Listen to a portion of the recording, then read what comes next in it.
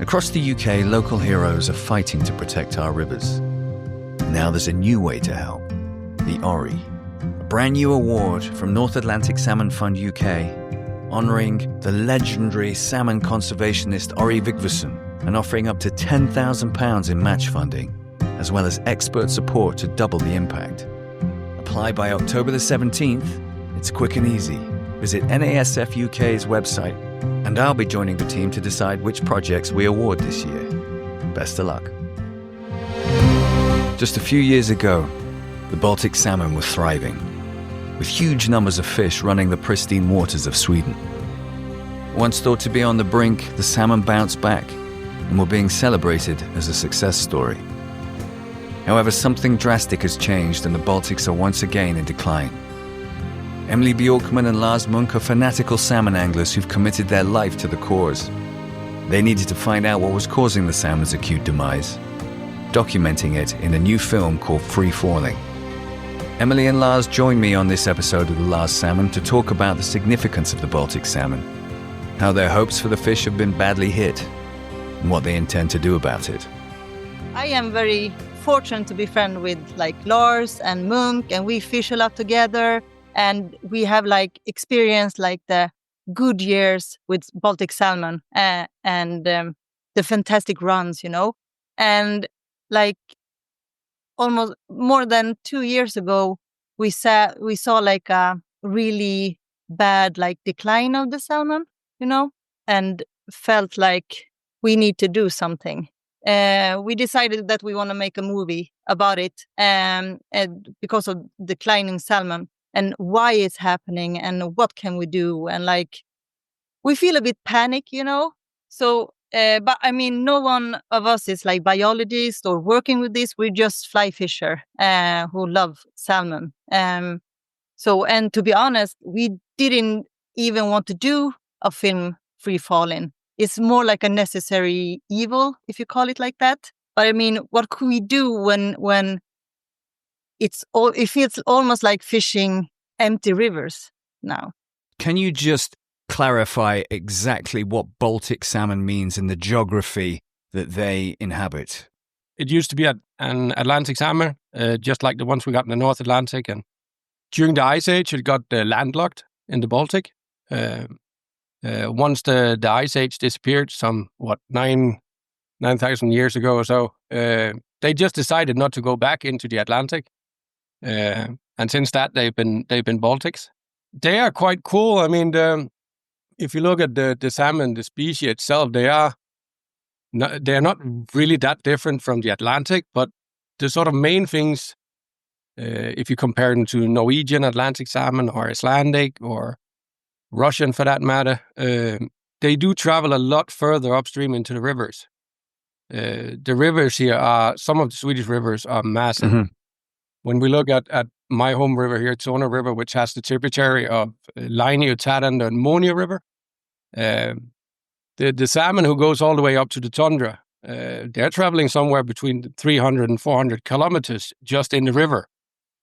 And then you add on another, 15, 16, 1,700 kilometers at sea from the area where they feed and grow in the lower or southern parts of the Baltic Sea, close to Rügen in Germany.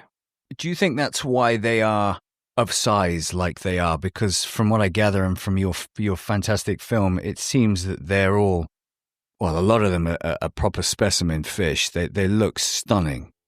Yeah, it might have something to do with it. But I mean, if we look in the history books, we used to have big salmon pretty much everywhere, even in the Atlantic rivers. Some rivers maybe had more grills and medium size. But they have been spread out. They, of course, have disappeared over decades. We've been fortunate enough to still have some really good solid stocks of big fish running. A lot of the smolts in these big Baltic rivers, they also tend to stay a year longer in the river, meaning that they are often bigger when they come back. And we do have multi-winter spawners returning, of course. But I would say up here in these vast, the bigger rivers, salmon over 110 is not uncommon at all. And we are claiming I think it's actually me who's claiming it in the film that in modern days, the question is if there's been much better rivers, honestly. I mean, we've seen fishing where a whole group of friends in the morning have caught fish over 110 with some over 120 centimeters, which is it's ridiculous when you think of it, because on the other hand, we're still fishing a river that's between 180 to 350 meters wide, making Tweed look like, yeah, I'm not going to say a ditch because it's still a relatively big river, but you know what I am. Yeah, that's interesting. That you've got this beautiful big river, and yet you've got the demise, the decline, like any other Atlantic salmon, subspecies. The numbers are dwindling. We'll come back to that in just a second. I just have to ask you. I mean, you live way up there, way up north, Lapland. What is that like for a salmon fisherman that far north? How much dedication do you have to put in? How much suffering from the cold do you have to endure? Quite a lot. Last year we had roughly, 8.5 months with snow and frost. In 2024, we had an early winter coming in and a late spring. So you have to endure a lot of winter. But I mean, it is what it is. I love my salmon fishing. It's this thing that sort of got me rooted here. The fishing brought me here, but I got rooted here due to the salmon fishing and local culture. I don't know. I think we're all different. I mean, I used to travel a little bit, especially in the Northern Hemisphere. That's sort of always been my sort of place to travel. But nowadays, I'm not that bothered about the traveling. I rather want to fish at home. Of course, there's still bucket list things I would like to do, but it's not like I'm envious of those who are traveling a lot and fishing a lot, because they quite often do not live close to any good fishing anyway. That's probably the reason why they tend to travel. Where I can, throughout our 90-day season, the season is June, July, August, I can go down whenever I want. I don't have to pre-book. I don't have to decide 6 months ahead which week I'm going to fish. I'm going to go down when the conditions are good.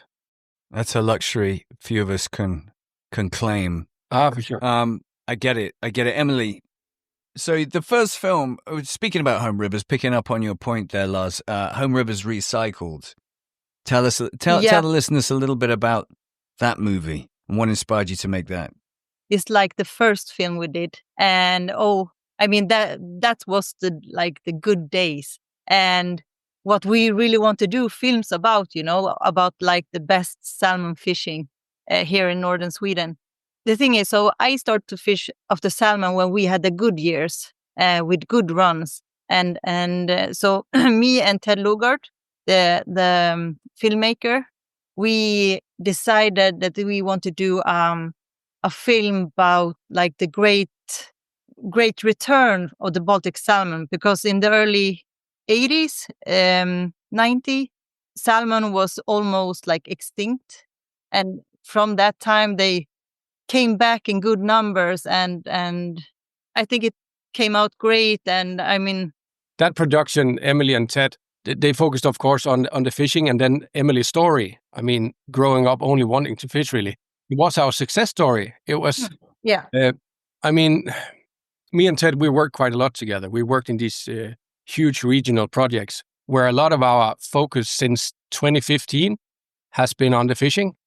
A lot of folks, I mean, and I don't know if you guys have heard anything about the salmon fishing north of the Polar Circle prior to 2015. I would say a lot of people haven't. So we spent a lot of years trying to promote and actually tell people how good it was here. And that whole situation sort of got woven into the story that Ted and Emilie wanted to do with Home Rivers Recycled. And Emilie is right. I mean, there was good years in the 90s, but prior to that, you had good years after the war due to mines still floating around in the Baltic. Then the commercialized fishing started. It went skyrocket down, nearly extinct in the 80s. You had 2 good years, 96, 97, where they banned some of the fishing at sea. After that, it plummeted again. Then in the new year between 2012 and 2013, they decided on banning all drift nets in the Baltic. And all of a sudden, like a snap with the fingers, we had good runs. A year after they banned longline fishing, because you saw a lot of fishing vessels, they would then change to longline fishing instead. Then they banned that as well, and we had some really good success with that management program.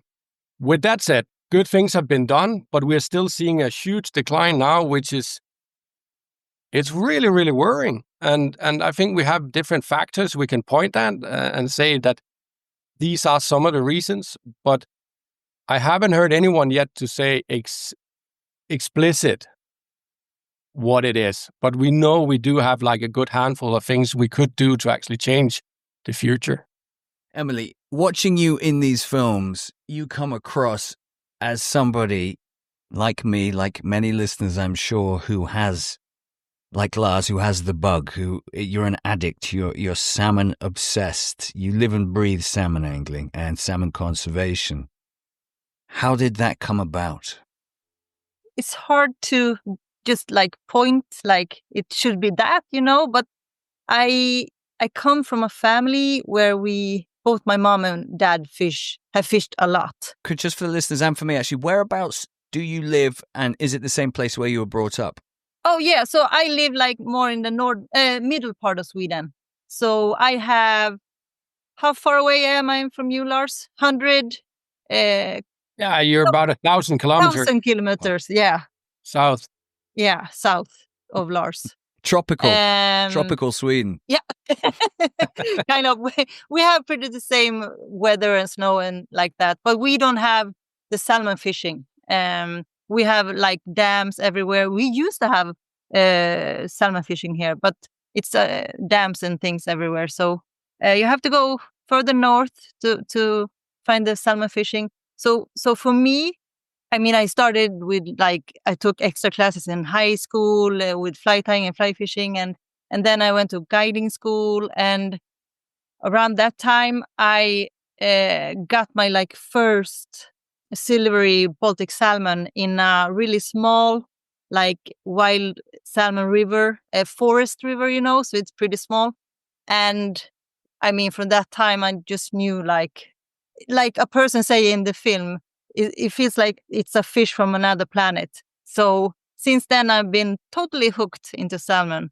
And just, to be in that environment, fish 24/7 and just drive all the, gravel roads in the midnight sun. And you only eat sausage and just, yeah. So it feels like it's, yeah, that's where you feel like you're actually living. What do you do for the other 9 months of the year, Emilie? Like all the salmon angler, I tie flies. I maybe do some travel to get some kind of fishing somewhere else. You write articles. You see all the fishing films, and just surviving the winter. The long winter, it's like more, it's like a hibernation in some way, and making documentaries and making wonderful documentaries. Let's not forget that. And what about you, Lars? Well, I've done everything that Emilie mentioned, but I would say with age, I sort of also knew I needed something else in my life. Fishing was everything. That's why I'm sitting here today, really. But I needed something else to sort of fill. I've worked with fishing professionally for 15 years, run my own company, 2 different salmon camps up here. So I found hunting, which has sort of given me another huge interest, but where it's not, I don't really work with it. It's my own thing. I do a lot of hunting in the winter.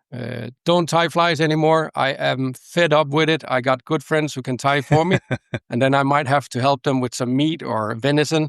No, the hunting has been a really big thing for me. Great. It's inspiring to hear about these analog lifestyles that other salmon anglers lead, and bartering for meat for flies. It's great. So I'm guessing then, if both of your lives are so intertwined with angling, and you dedicate so much of your spare time to it, it must be particularly depressing in recent years, the decline of the salmon, like it is for all of us. But it feels like, and correct me if I'm wrong, Emilie, it's been very acute in a very short period of time, the demise. I know that Home Rivers Recycled was only shot, 2 years ago, 3 years ago? Yeah. And that felt a lot more hopeful as far as numbers are concerned than Free Falling. That's a big drop-off in a very short period of time. We've had the same issues, give or take. The lines are similar. The graph looks similar, certainly for Scottish salmon, I know, and Irish salmon too, and English salmon definitely. How do you feel about that? We didn't want to do this documentary. We just want to be in the life that we love, fishing for salmon. But because in Home River, we said that we want to revisit this story in 25 years. But with this declining, we felt like we have to do something. So between the 2 and the 5, we put a dot and we revisit this story in 2.5 years. It was sort of our love story to salmon fishing. And it would be amazing to do like a 25 years later with Emilie's kids out with Emilie and fishing and all. That was sort of what we were seeing in front of us. I mean, it was really clear. But take Tawny River, I can't do the numbers for all of them. But Tawny River, we had an average of about 65,000 spawners a year in average. Best years just over 100,000 in the river. Wow. And in 2 years, our average has gone from 65,000 to 22 with 2 runs. I mean, we're missing 2/3, 2 years in a row. And I get it. You have fluctuations. And that's often what, I won't say all of our scientists, but a lot of scientists, a lot of politicians will tell us it's natural fluctuations. Yeah. I don't believe that. I don't believe it for a second. Not when it's massive like that. Just personally, I can't answer for Emilie, but last year on my behalf, I got super depressed. After, 2.5 weeks, maybe 3 of fishing in June, I didn't want to be at the river. But I also realized we work a little bit like shrinks for each other. So me, Emilie, and Ted will call each other like weekly and daily at some point, some weeks. But you needed to talk about this with your friends who understand you. And actually, I landed in, it doesn't really matter how shitty the fishing is becoming, or we need to be at the river. Yeah. It cannot only be about catching a salmon when we're there. We all know that. It should not be about that. Of course, we want to. That's the dream. That's the expectations. But we need to be there because we need to give them a voice. The panic we feel as fly fisher and also like with human beings, but also with the information from the great people being in the film. So you get the educational part of it. But I also hope it gives some kind of like a glimpse of hope, because this is a big community, and we felt after we released the film, there's many people that feel the same for the salmon, and that the community is big and strong.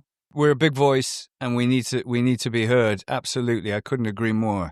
Help me understand the conservation angle and the state the rivers are in. Just paint the picture for me, Lars, if you will. So, first of all, do you still have 2 runs? You have 2 runs. Do you spring run and a backhand run, or a grilse run? Would it be and a spring salmon run? Climate has changed even here. Maybe more here than other places. I moved here into the Tawny River Valley in 2004. Yeah.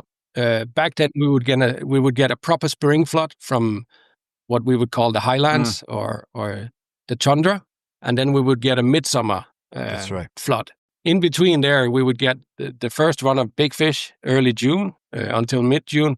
Then we would get more medium-sized fish, big runs of medium-sized fish from around midsummer, which is somewhere 21st to 25th of June. Mm-hmm. They would run until maybe mid-July. And after that, we would see more grills coming. That was sort of a 1-year fish, meaning that they can be everything from a regular grill size all the way up to maybe close to 4 kilos. But what we're seeing now is that our main flood, or that spring flood, has been combined with our midsummer flood. We're seeing more often that it's just one flood nowadays. It melts here during the same time it melts up on the tundra on the highlands, which is that's pretty worrying in itself, because we used to be able to rely on cold water in the end of June with that second flood. Which we're not seeing in the same manner anymore. What kind of temperatures are you looking at in July, for the sake of example? I would say average, we are below 18 degree. But does it in the creep up river. above 18? Oh, yeah, sure. Does it? Maybe not every year, but maybe 65% of the time or the years, it really does. And we're sort of in, it's good and bad. I mean, we live quite far north, so you would expect us to have cold summers, but we don't. We actually have really nice summers. We normally have we're competing about the most sun hours with Gotland, That's true. the island of Sweden. And they say it has something to do with the high pressure that can build over the Russian tundra that sweeps in. And then we can have like plus 30 degrees Celsius for 2, 3, 4 weeks. And that in combination with midnight sun, where you don't really get any shade, it warms up really, really quickly. What about the restoration in freshwater? Are you similar to what we're doing here in the UK and the levers that we can control? Restoration, trying to create ideal spawning grounds and nursery habitats so that we can create as many fat smolt as we possibly can. It's a numbers game, isn't it? To throw back out into your case, into the Baltic to combat whatever's going on out there. Do you feel that you're on top of that when it comes to the freshwater habitat for the salmon? I would say we're on top of it, maybe to 80%. Right. We have a huge project in the Torne River system now together with Finland, a European finance project. It's worth close to 20 million euros. It runs over 7 years. They're going to go through most of the main tributaries. And this is after the flooding. We used to flood timber here, right? So some of our rivers, and especially the smaller creeks, not the main rivers, but smaller creeks and tributaries, they've been straightened out. So they're going to restore or get them back to their original ways. But even with that as a problem, our systems are so massive and huge that they have always been spawning grounds. Of course, we'll open up for more, but there was a local politician here who actually said something really bright during the summer. We had our royalties up here talking about the project. And luckily, he got the last word, and he said, well, it's really good that we're doing something for the freshwater, the habitat. But without salmon surviving in the sea, it doesn't really matter how much we do up in our rivers. Yeah. It's that age-old analogy, isn't it? You can have the best party, you can create the best party in the world, but you're not going to get any guests if there's no one to invite. So interesting, and I guess that puts you ahead of us, way ahead of us in your restoration. If you think 80% is 80% there, that's pretty healthy. And it hasn't really. I mean, these rivers are national rivers. So, like, take the Kalix and Torne River. They're national rivers. You cannot put a dam in them. There's never been a dam put in any of these. So they are already protected. But the ditching that's been done for the forestry, that is some of the things that we can do now. It's not going to like make the salmon stock explode with great numbers. We still need the spawners back. That's the main issue. We do have the spawning grounds. We'll get more, but we do have quite enough. You're in quite a unique situation as far as the Atlantic salmon is concerned. You have these wonderful rivers, big, cold, clean rivers that they need to spawn. But your issue is then you're not getting the returning numbers. You're not getting the returning spawners. No. So what's going on? What in your opinions as anglers, I'm going to start with you, Emilie. What's going on out in the Baltic Sea that is stopping these spawning fish returning? I mean, obviously, there's not just one thing, as we know, but what is it? What are the top 3 culprits? It's a complex issue because you have the climate changes. You have like large-scale commercial fishing for sprat and herring, and of course the bycatches from that, and the coastal fishing and everything happening out in the sea. But I think these things has been happening for a really long time. So why the drastic change now? I don't think anyone really know that. We don't know that. I would really hope that we could do some more scientists and get the smart people out there to figure this out. No, but I agree with Emilie. I mean, we have industrial trawlers that we know are catching sprout and herring, which are going to the Norwegian farms, which none of us likes anyway. That whole industry is fucking up our ecosystem everywhere. I think one of the really big issues that we have is that we still see the salmon as a resource, which I know we should in some way. Don't get me. I mean, we know what a resource the salmon can be on River Tweed or Spey or Dee, even here. I mean, tourism can bloom We can do catch and release. We can do it long-term, sustainable. But when we see it as a resource in the sea, it always ends, meaning that we can't really do commercialized fishing, catch and release, can we? And when they use, I mean, in the European Union for the Baltic Sea, they're using the MSY, meaning that the goal is to have the rivers like the Torne River and Kalix River and the others to produce 80% of smolts for the sea a year. That's sort of their goal. We want to be somewhere around 75-80% of what the rivers can produce in smolt. The management system is not based on returners. It's based on how much smolt we can spit out into the sea. And that shows me as a fisherman and a caring individual for salmon, then it's only to harvest.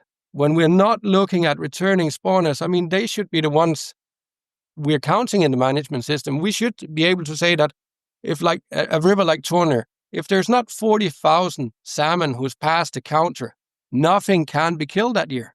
Nothing. I mean, then all of a sudden we're managing it. But as it is now, I mean, we are still trying to get catch and release to become bigger here. I mean, the fishing up here, we are, if you look at it development-wise, we haven't done tourism for that long up here. Most of the fishing for salmon in these huge rivers are still done the old way, like harling, but with lures. A lot of fish are being killed by sport fishing. That we can restrict, that we can actually do something with quite quickly. We had meetings this fall where I would say 90% of everyone we talk to are positive to restrict the numbers and go forward with much more catch and release. But we need those spawners back in the system to actually know what we're dealing with. And I mean, I've been sitting in different management groups for over 10 years, and I've actually heard scientists say one year that the maximum capacity of spawners in Torne River is 40%. Then the year after, we'll see 52,000 salmon. Then they'll just rise it to, well, the maximum capacity for the river is 55,000. The year after, we get 80. So, I mean, there's sort of no realistic hopes and expectations.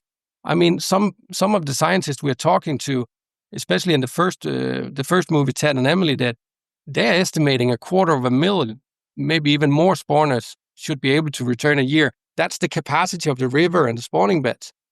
And it seems like our politicians and some scientists are quite happy with about 20 or 40,000 salmon returning. Politicians seldom make the right decision, but I'm guessing this is to do with the commercial value of the fisheries out in the Baltic Sea being far more valuable to them than the returning Baltic salmon to the rivers. Is that the brutal truth of it? Yeah, I would say yes. So to reconcile that, because it's a tough one, isn't it? You and I and Emilie and Dara and anybody listening, it's a no-brainer. Atlantic salmon are on the demise, and we need to save them, and it's happening frighteningly quickly. So let's just stop everything that we can in order to help with that. But those that aren't quite as passionate about these fish will argue, well, the Swedish economy, a huge part of their revenue comes from commercial, from the commercial fisheries out in the Baltic. A lot of people are working on those fisheries. It's a big industry. So what does it matter about a few thousand salmon? Salmon are resilient. Salmon are probably cyclical. Salmon have been here for millions of years before us. I'm not saying that you agree with that argument, and I certainly don't, but you can see where they're coming from. So what's the middle ground if we have to compromise? I think a good place to start is, if we want to look at it as a resource and as a economy carrier, you have to look at the total picture. And we're not doing that when it comes to salmon caught by sport fishermen or fly fishermen in the rivers, because we have not accumulated all the revenue. If we would start putting it all together, what Atlantic and Baltic salmon in total bring in of revenue, I'm not just talking about the tourists or the locals or the license or the pumps at the gas station. I'm talking about tackle, hours spending with instructors, you name it. If we would look at the numbers that way and get a total revenue, I guarantee you that around the Baltic Sea, the fishing done in the rivers, the total revenue is so much bigger than the total revenue of our commercialized fishing. And I mean, to be honest, I come from my dad was a commercialized fisherman on the Danish West Coast. I grew up with it. I'm not against commercialized fishing and never have been. I think in the perfect world, the only fish we would eat would be the ones we caught ourselves or locally caught by small vessels. That's my perfect picture of the world. I think it's all this overscaled, huge trawlers. I mean, we know trawlers are getting into trouble because they can't keep to the quota. Then they re-register in a different country, and they can keep at it. I mean, absolutely. We've covered that on this show before with the Blue Marine Foundation, who are a big institution who are fighting that, and I hear you on that, and it is a tragedy. It's an absolute tragedy. Do you have issues with aquaculture? Forgive me, I don't know too much about the fjords there, the estuaries there on the Baltic Sea. Are the fish farms, Norwegian fish farms? Luckily enough, so far we don't have salmon farms up here in the Bothnian Bay, and there's been talk about it, which is really concerning because it's one thing to have it in a fjord by the Atlantic. We know what a mess that does there. Mm-hmm. But if you were to put them in the Bothnian Bay, where it takes, I think it's about 7 years to change the water. I mean, we're getting water in from the North Atlantic, right? Yeah. That circle of changing that's 7 years. If we were to start with farming in a basin that takes 7 years to change that water column, we're done. We won't have any fish. We'll only have algae. Just going back to your earlier point, Lars, it seems that it seems like a good one to lobby.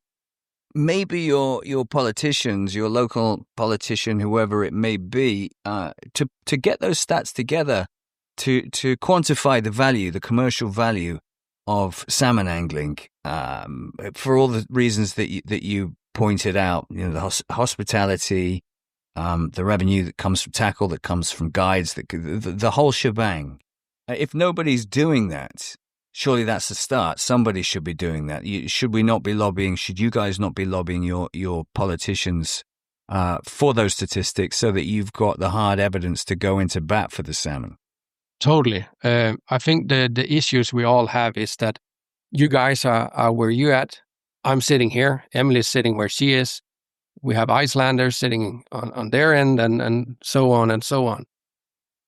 I think that we do have some of these international organizations who could actually help us with methods, how to give us a spreadsheet so we know where to begin. Mm. And I think we all need to sort of also maybe do the same spreadsheet, not doing 45 different ones. And making sure that the politicians, when they see it, they know it's the same annoying spreadsheet that comes from UK, it comes from Iceland, it's the same from Sweden, Norway, North America. I think we need some way to sort of gather that revenue and tell them that, listen, there is revenue on both parties, for sure. But if you want to talk revenue and the highest revenue, there's no doubt where it comes from. Interesting, because I think you're right. I think if you had those numbers, those cold numbers on a piece of paper, and you could prove it, you could back it up, I think you would have a very strong argument to counter and control the commercial fishing a little bit more in the Baltic Sea. And I'm guessing you've approached the likes of NASCO and North Atlantic Salmon Fund and the big international NGOs when it comes to the salmon, because they might be able to help you with that. We do have the Baltic Salmon Fund, which is a Swedish organization. It's not brand new, but relatively. It doesn't have the same history. And I mean, there are international meetings where the Baltic Salmon Fund is of course represented as well. Thomas Johansson, who's in the movie, and Glenn Douglas from the Sport Fishing Associations in Sweden do travel to Brussels. But to be honest, I mean, that's the thing. There's a few individuals who can open the right doors, and they're doing what they can, honestly. And the rest of us, we can have our feelings, we can have our opinions, we can really burn for this thing, but we might not on a personal matter feel that we can add so much to it. And I also think that's a big part of why we wanted to do this film, because I'm not educated in management. I know a fair bit about it because of my interest for salmon. But that's stuff I learned because I love to fly fish for them.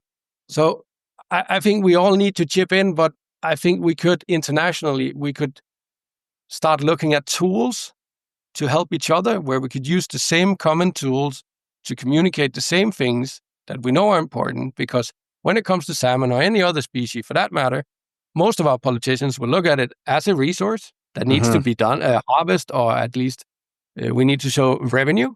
Then we need to be able to show that revenue. And I would argue that until we change how we value nature and the environment, fish, whatever, we're on a hiding to nothing. It can't be financial value. It has to be so much more holistic than that. Yeah, I just want, because when you say value, you got a solid point there. And Finland actually did it, I think it's 3 or 4 years ago, Emilie, where they put a value on every species in Finland. So all the fish all of a sudden had an economical value, meaning that if you were to take a Baltic salmon in September, for example, and kill it, if you were caught with that, that was going to cost you 2,000 euros. I think it was 2,000 euros. They actually put a value on it from the sort of how that fish species was doing in its natural environment at the time, meaning that if you were to see a decline of Baltic salmon, the value of that salmon would go up. And I mean, we could all learn from Finland there to add value to every single species. We could create some sort of environmental stock market and put value on these things, but I guess also what I'm saying is there's got to be more than that. It's got to be more than just financial value, because I think that there lies the ruin of it all. But thank you for that, and please don't feel too disheartened. The fact that we're reaching out to you, the fact that we're talking, the fact that we're all anglers. We all have a voice, and it makes a big difference. I promise you, you may not feel like you know the right people or you're particularly educated in the right area to make change, but that, you have a voice, and you know the rivers, and you know these fish better than anybody. So keep shouting, keep yelling, keep reaching out, keep coming on podcasts like this, and it does make a difference. Emilie, what do you hope viewers will take away from this film? I know that you said you'd rather not have had to have made it. It was a 25-year sequel plan, not a 2.5-year sequel plan, but you had no choice. That's very great that you've done that. It's very valiant of you. What's your hope for the takeaway of this film? That the right people see it, and that this film also get the community to build even stronger and bigger, and to make the cause. Salmon is a important fish for so many, both in the ocean, in the rivers, in the valleys. I mean, and for fishers and the nature, and I just feel that I hope with the film help the salmon. There was a lovely bit at the end of this film, and it was really simple and I think really effective. It was something like some words come up on the screen. If you want to help, maybe you could think about doing these things. I know one of them was about fish handling. One of them was about catch and release. Can you remind me what the others were? There were some really simple but powerful messages there. Yeah, exactly. And the other one was don't eat farmed salmon and don't fish over 18 degrees Celsius. Right. Keep fishing, communicating salmon. Yeah. Keep being by the river. God damn it. Keep doing what you're doing. Don't give up. Keep fishing. Keep fishing. It's simple, isn't it? Keep fishing. And everything that follows from that, it's a tentpole with a lot of good that comes from it. So keep fishing, I think, is a really, really strong, deceptively simple piece of advice. Lars, it's a generic question, but what are your hopes for the future of the Baltic salmon? Sustainable long-term management. That's a broad word or a sentence, but that is really my hope. We do have scientists who are passionate about this as well, around the Baltic, even around the Atlantic. It's just like you say, I don't want to put a number on the salmon. That's not where I'm at really, but I'm also realistic and think we might need to. But I would rather see the salmon as a species that we would give the same respect as other species. We're not that great at it as a human being race, to be honest. But you get my point. I would rather see the species get managed from their right to be here just as ours, and then support them where we can when it comes to climate change. That should be our biggest concern, honestly. That should be climate change. The other things that we're talking about now should just be, honestly, they should just be fixed. It's not that difficult when you think about it. So long-term management, and then I'm talking more than 4 years at a time. Yeah. I mean, I want to see a plan for the Baltic Sea in total that stretches more than 4 years. I think a low point would be 10 years. A good point would be a generation. Absolutely. Get rid of short-termism. Leave that for the politicians' careers. Get them to put some policies in place that last longer than their paychecks. Okay, we ask our guests 3 questions at the end of our conversation. Emilie, I'm going to start with you. If you had €1 billion, how would you spend it to save the salmon? I think I will buy all the large-scale industry boats if I had $1 billion. Buy them out, buy the boats out. You're doing R.A. Vigvason. Well, he showed us the way. Okay, same question to you, Lars. If Emilie is buying all of them out, then I want to spend my $1 billion at forced education to youngsters about our ecosystem, about our fish species. Because they are the ones who have to take this torch after us. And I think that is really important. We need to get that next generation to focus on these things as well, prior to them actually discovering it. They need to know about it. So I think if she has $1 billion to do that, I'll spend my $1 billion on education. You're investing in the future. I love it. Next question, Emilie. You don't have $1 billion. Let's bring it back into the real world. How would you save the salmon? I'm not good at anything really, so I'll probably keep doing what we do and make documentaries to make people aware of the problem and how to solve them and just be by the river. Communicating, keep educating, keep spreading awareness. Absolutely. What about you, Lars? Totally on board with that. We know fishing. We know how to spend time together, enjoying ourselves. Make sure we can talk about tragic stuff, but still making sure to sort of send a message that even though it's sad right now, we have to be there and we have to enjoy each other's company. We have to try and then communicate it.